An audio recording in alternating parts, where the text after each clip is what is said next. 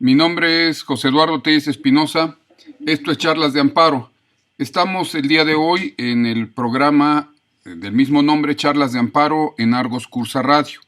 Y al mismo tiempo, pues vamos a aprovechar para grabar algunos videos para subir a la página Facebook y a la página YouTube de Charlas de Amparo, en donde día a día pues estoy actualizando en el tema de jurisprudencia, en el tema de diversas notas académicas sobre temas específicos del juicio de amparo.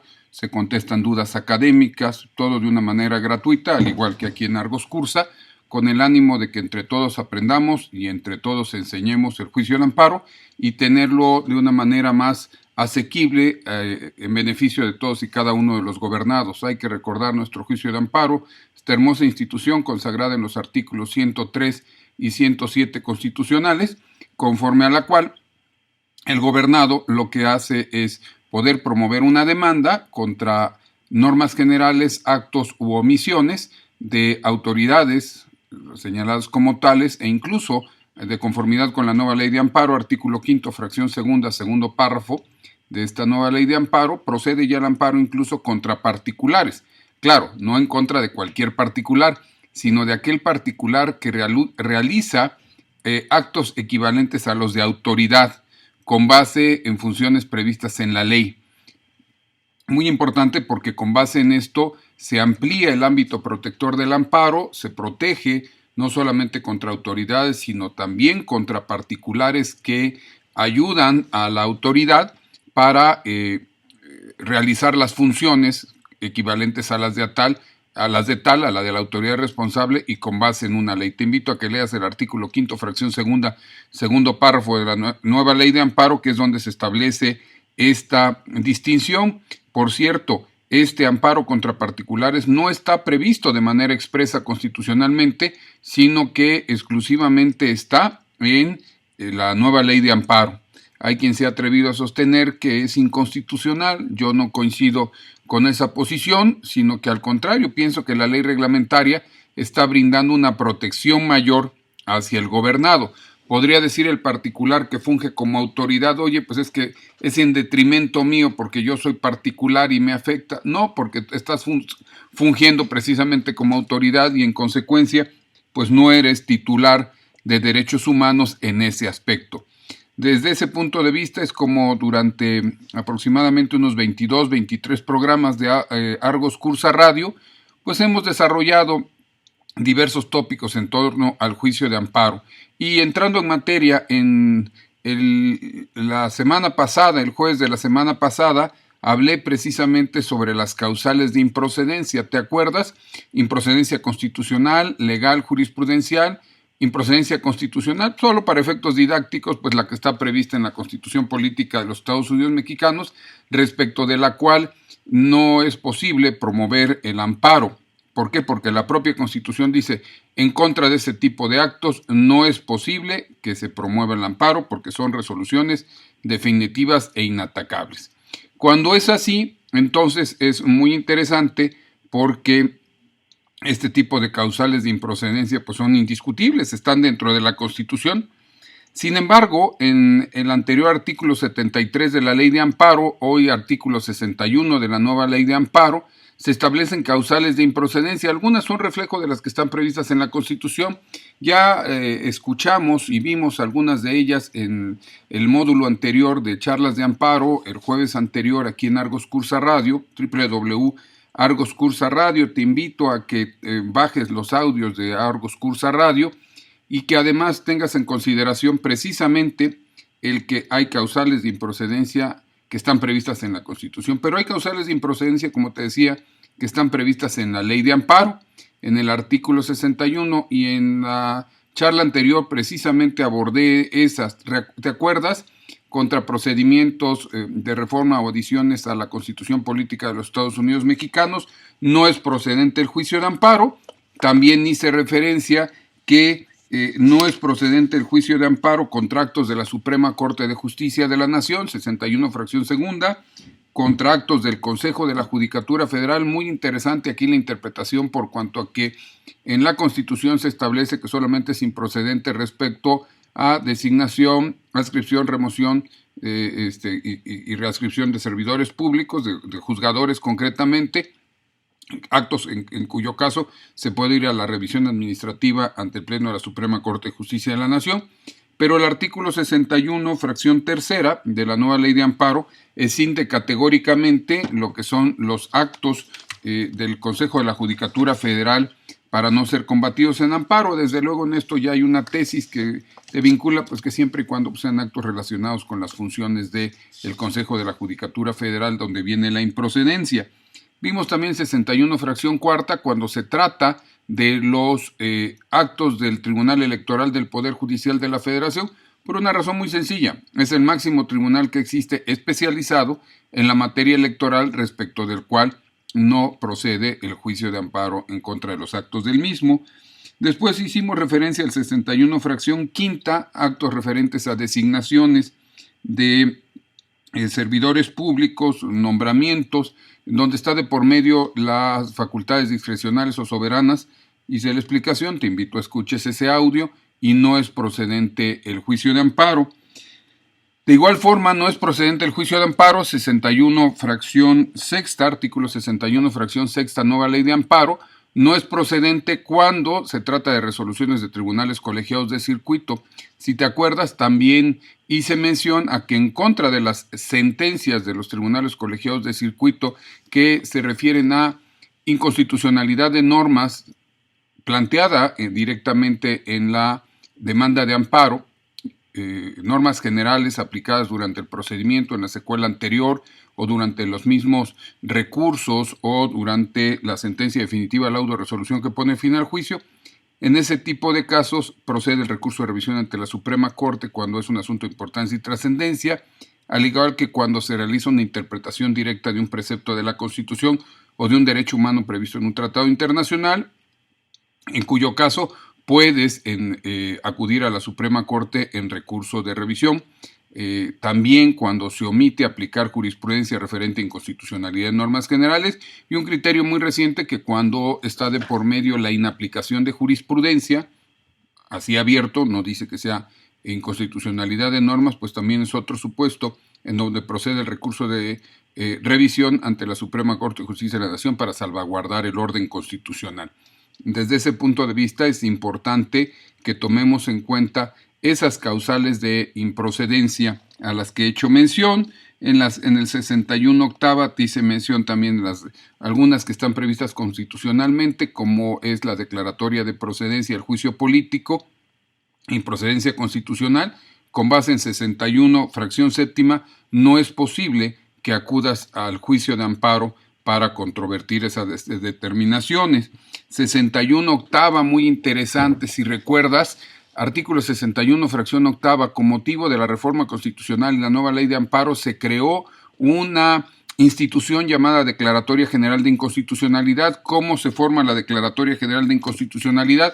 Pues bueno, cuando hay jurisprudencia de la Suprema Corte de Justicia de la Nación o de un pleno de circuito que establece que una norma general es inconstitucional, se establece primero la jurisprudencia. En este tipo de casos, jurisprudencia por reiteración, desde luego 5 ejecutorias dictadas en el mismo sentido sin ninguna en contrario, cuidado, en diferentes sesiones, modificación de esta nueva ley de amparo que da ese requisito adicional a lo que es la jurisprudencia.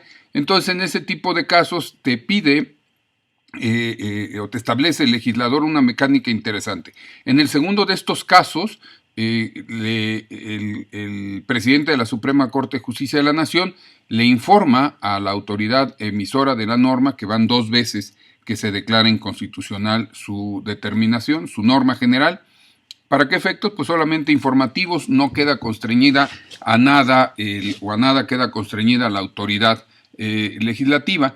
En el caso ya de cuando se trata de las normas declaradas inconstitucionales, pero ya en la jurisprudencia de la Suprema Corte, esto es en la 5ª ocasión, entonces empieza un procedimiento muy interesante.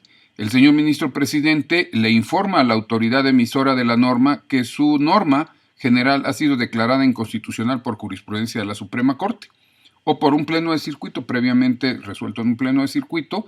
Llega a la Suprema Corte esta solicitud, el ministro presidente lo hace del conocimiento de la autoridad emisora de la norma y ahora sí, queda constreñida en el término de 90 días a que se deje insubsistente la norma y se subsane el vicio de inconstitucionalidad. Puede limitarse a quitar la norma o puede enfocarse a superar el vicio de constitucionalidad. Pongamos un ejemplo.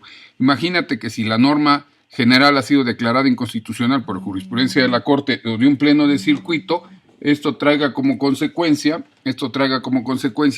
que en este tipo de asuntos, si es inconstitucional por la Corte o por un pleno de circuito, se diga, ejemplo, que violó la garantía de audiencia, violó su derecho humano a la audiencia previa a ser escuchado antes de ser antes de ser vencido en juicio, debe ser oído previamente.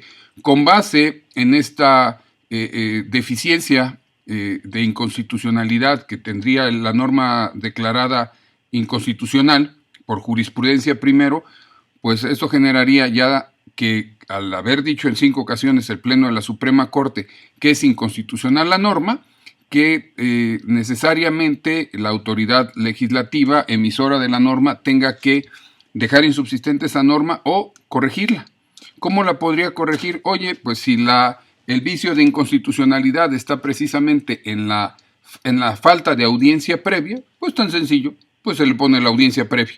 El legislador incluiría en su reforma a esa norma y se establece la audiencia previa. Algún ejemplo, 49 sexta Código Fiscal de la Federación hace algunos años, visitas relacionadas con la comprobación de requisitos de los comprobantes fiscales, no tenía audiencia previa, se llegó a establecer la jurisprudencia, no por declaratoria de inconstitucionalidad, sino que el legislador se dio cuenta pues que le estaban dejando insubsistentes algunos actos a las autoridades administrativas que aplicaban esta norma, pues lo que hizo el legislador fue superó el vicio de constitucionalidad y con eso pues se mantiene el orden constitucional.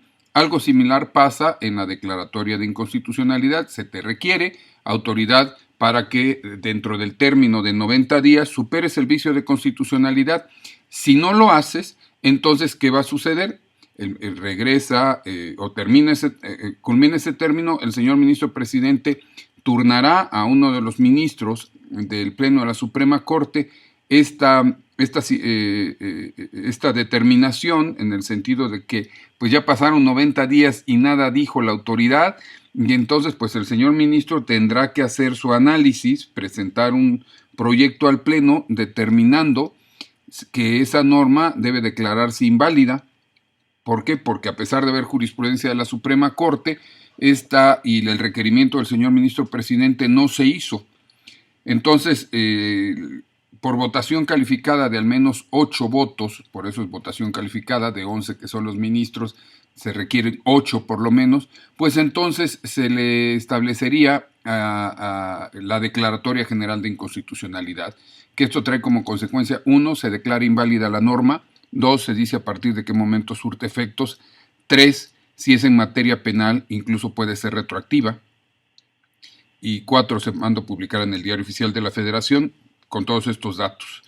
¿Qué va a ser muy interesante? Mira, una vez que haya la Declaratoria General de Inconstitucionalidad, ¿qué sucede si la autoridad te vuelve a aplicar esta norma declarada inconstitucional por Declaratoria General de Inconstitucionalidad? ¿Qué promoverías? Entonces más de uno de los compañeros me dice, un amparo, magistrado. No procedes un amparo.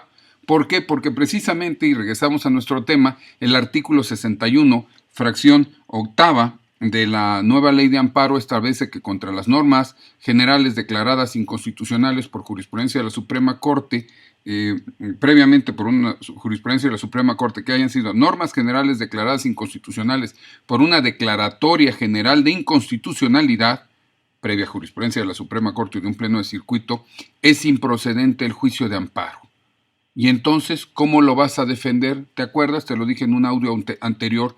Te invito a que leas el artículo 210 de la nueva ley de amparo, en donde vas a encontrar precisamente este medio de defensa que se llama denuncia por incumplimiento de la Declaratoria General de Inconstitucionalidad, y ahí es donde en lugar de un amparo vas a promover una denuncia, que es un trámite mucho más rápido porque solamente se da vista a las partes en 3 días para que expongan lo conducente, y en 3 días se dicta la resolución. Si es en el sentido que se aplicó la norma declarada inconstitucional, se ordena a la autoridad aplicadora que deje sin efectos el acto denunciado, y de no hacerlo en 3 días estará lo que disponen los artículos 192 a 198 de la nueva ley, que son referentes a cumplimiento de ejecutorias de amparo. Como puedes darte cuenta, este es un punto más referente a estos temas tan específicos que trae la nueva ley de amparo. Por cierto, aprovecho para ahora que veas el video o escuches, nos estás escuchando, los días 5, 12, 19, 26 de noviembre, de 5 de la tarde a 9 de la noche, me invita Fernández Fuentes Training Workshop a dar un curso que se intitula Secretos de la nueva ley de amparo. En la página Facebook puedes encontrar los datos. Vamos a expurgar debidamente, a deshebrar todos y cada uno de estos puntos finos de la nueva ley de amparo, desde luego, ¿con qué ánimo? De brindarle mayor oportunidad defensiva a los gobernados. Que tú, como estudioso del derecho, le des esa posibilidad de estar mejor defendido día a día. Pero mi nombre es José Eduardo Telles Espinosa. Te invito a que vayamos a un corte y regresando del corte seguiremos hablando de causales de improcedencia. Gracias.